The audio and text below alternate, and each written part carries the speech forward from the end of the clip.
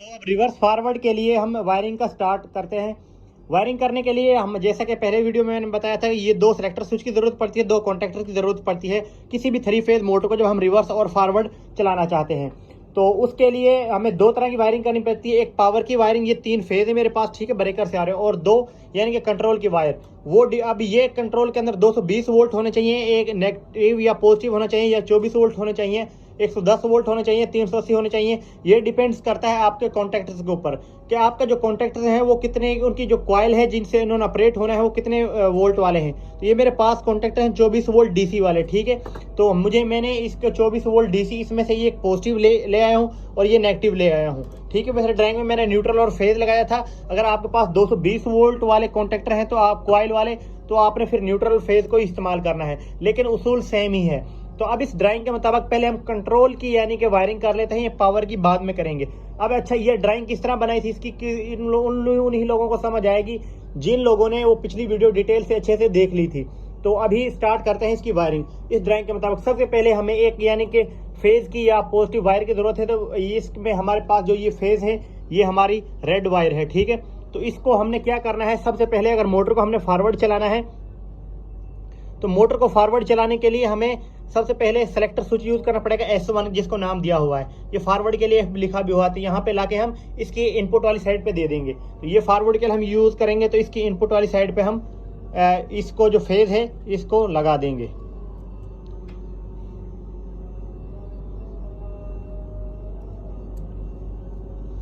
अगर किसी चीज की समझ ना आए तो हर वीडियो क्लास में मेरा कॉन्टैक्ट नंबर होता है, मैसेज आप कमेंट करके भी पूछ सकते हैं। ये फेज दे दिया हमने अभी, लेकिन हम पहले ये काम, एक और काम करते हैं। हम जो ये हम नेगेटिव है न्यूट्रल है, हम इन दोनों को हमने कॉमन देनी है A2 पर, A2 वाली साइड पर। तो इसको हम पहले यहाँ पे लगा देते हैं। तो इसका A1 और A2 कहाँ पर है कॉन्टैक्टर का, A1 कॉइल का ये रहा और A2 ये रही, A1 ये रहा और A2 ये रहा, ठीक है। तो हम इसका क्या करेंगे, A2 पर यानी कि इसकी जो नेगेटिव वायर है कंट्रोल की उसको दे देंगे। ये साथ हम पावर के कनेक्शन भी करेंगे, ठीक है, ये फेज जो दिए हुए हैं। लेकिन पहले आप लोगों को कंट्रोल सर्किट बना दो, ताकि कंट्रोल का ज्यादा मुश्किल होता है, ये तो सिर्फ 3 तारें होती हैं, समझने में आसानी होती है।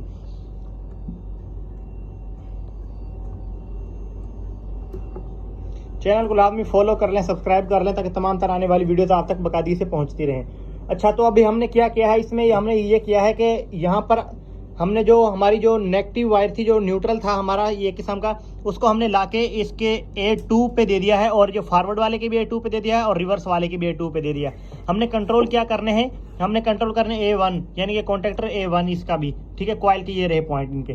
तो अभी हमने क्या किया था, इसको जो फॉरवर्ड वाले के सेलेक्टर स्विच के इनपुट पे वायर लगा दी थी फेज। अब इस यहाँ से निकाल के हमने किसको देना है, K2 के यानी कि जो रिवर्स वाले कॉन्टैक्टर की नॉर्मली क्लोज पर। ये हमारा रिवर्स वाला है कॉन्टैक्टर, ठीक है, ये वाला रिवर्स का है और ये फॉरवर्ड का है। अब रिवर्स वाले के हमने किस पे देना है, नॉर्मली क्लोज पर। वहां से वायर निकालेंगे, फिर समझ ले ड्राइंग से सेलेक्टर स्विच की आउट से निकालेंगे, और हम किसको देंगे, डायरेक्ट इसको अपने फॉरवर्ड वाले कॉन्टैक्टर को नहीं देनी। ये K1 फॉरवर्ड वाले कॉन्टैक्टर को शो कर रहा है, ठीक है। जो ये रिवर्स वाला है इसकी नॉर्मली क्लोज पे देंगे। इसका नॉर्मली क्लोज किधर है, NC 21 नंबर ये रहा, ठीक है। यहाँ पर हम वायर को लगा देंगे। आपने जब भी कोई काम करना है एहतियात से करना है, ग्लव्स वगैरह पहन के करना है, पीछे से ब्रेकर वगैरह बंद करके तब करना है काम, ठीक है। अब ये इसके नॉर्मली क्लोज पे दे दिया यहाँ पर इस पॉइंट पर, ठीक है। और इसके दूसरे आउट से निकाल के हम किसको देंगे, A1 पर, फॉरवर्ड वाले के। यानी कि अब इसकी जो नॉर्मली क्लोज की जो ये आउट है ये रही 22 नंबर, यहाँ से निकाल के हम इसके फॉरवर्ड वाले के A1 पे दे देंगे वायर को निकाल के। ये इसके थ्रू हम वायर कंट्रोल वायर को इसलिए लेकर आ रहे हैं, अगर खुदा न खास्ता अगर आप कोई गलती से दोनों सेलेक्टर स्विच फॉरवर्ड और रिवर्स वाले को ऑन भी कर दे, तो एक टाइम में एक कॉन्टैक्टर ऑन हो, हमारा शॉर्ट सर्किट ना हो जाए यहाँ पर, क्योंकि फेज को हमने चेंज किया हुआ है रिवर्स में, और फॉरवर्ड में हमने सीधे सीधे फेज लगाए हुए हैं। इस वजह से हमने सेफ्टी के लिए ये इसके थ्रू लेकर आ रहे हैं। अगर ये बंद होगा तो तब ये कॉन्टैक्टर चल पाएगा, ठीक है। तो ये जो है उसकी यानी कि कंट्रोल वायरिंग मुकम्मल हो गई है फॉरवर्ड वाले की। अब हमने करनी है रिवर्स वाले की, ठीक है। ये देखें, ये फॉरवर्ड वाला हमारे पास रखा हुआ है, और ये सेलेक्टर स्विच अब इसकी बारी आएगी। अब इसमें हमने क्या करना, रिवर्स वाले में इसके कंट्रोल वायरिंग मुकम्मल होगी, तब आएगी बारी रिवर्स वाले की। अब यहाँ से हमने एक और फेज लगाना है, इसके पीछे से यहाँ से इसमें सेलेक्टर स्विच 2 को हमने देना है फेज। ये सेलेक्टर स्विच जो फॉरवर्ड वाला है उसकी जो इनपुट वाली साइड से हमने फेज ले लेंगे हम।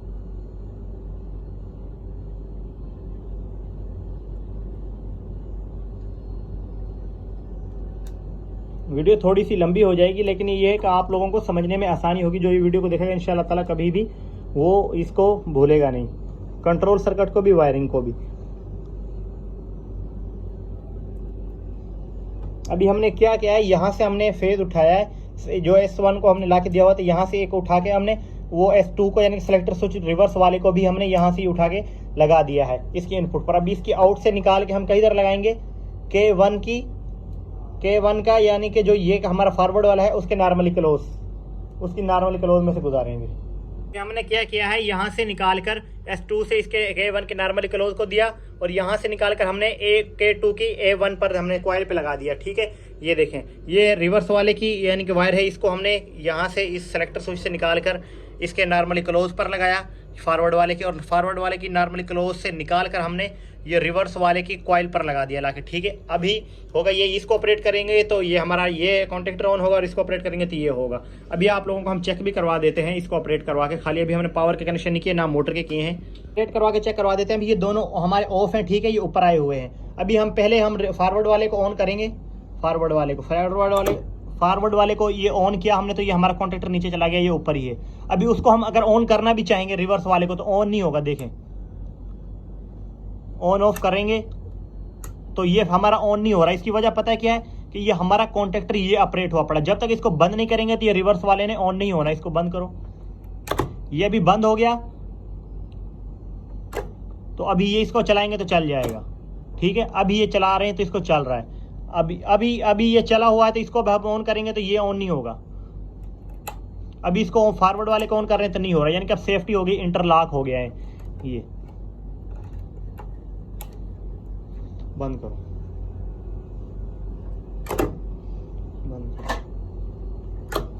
ठीक है, एक टाइम में अभी एक ही चल पाएगा, वो इस तरह इसके मुताबिक वायरिंग करेंगे तो ड्राइंग के मुताबिक तो सेफ्टी होगी। अब हम पावर के कनेक्शन कर लेते हैं। पावर के कनेक्शन भी बहुत इजी हैं, आपको समझने आसानी से समझ आ जाएंगे। सबसे पहले क्या करेंगे, हमने ये फॉरवर्ड वाला है ये K1, इसमें यहाँ से हमारे जो मीटर से 3 फेज आ रहे हैं उसको ऊपर इस पे लगा देंगे हम।